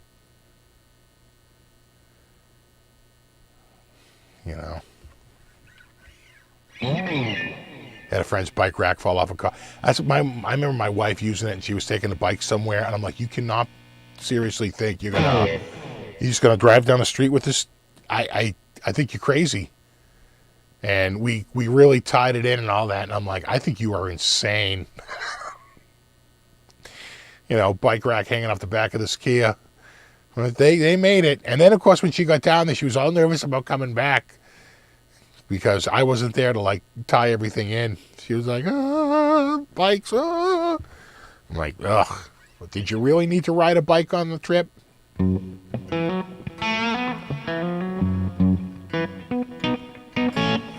I work as a mechanic? Yeah, my dad had a garage for years.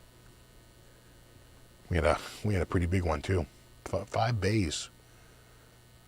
5 bays, and out of the 5 bays, 1, 2, 3, 4, 5, 3 of them were drive-through. In other words, you could drive all the way through the garage from front to back, right? Which is cool. You know? Oh, yeah, different fender than you were expecting, yeah. Something about the black SG, right? Now that it doesn't have a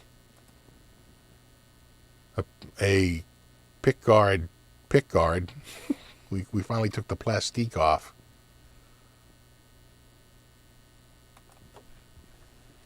All right, dudes, 9 p.m. Going to call it a night. Thanks to everybody for hanging out. Super extra special thanks to anyone who contributed. Really appreciate that. And there you go. Maybe I'll be up later. You never know.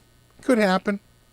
It could happen. I've been drinking less coffee late at night, though. That's what's been killing the late night stuff. I've been falling asleep. Oh. It happens. All right, dudes. No, you rock. Of course, mega bro hug to my mod squad. # mod squad. And don't forget to check out Ben Coombs tomorrow night. And there you go. All right, dudes. If you can think of any other brands that weren't properly represented at Coachella, let me know. We'll talk about it next week. All right. Later.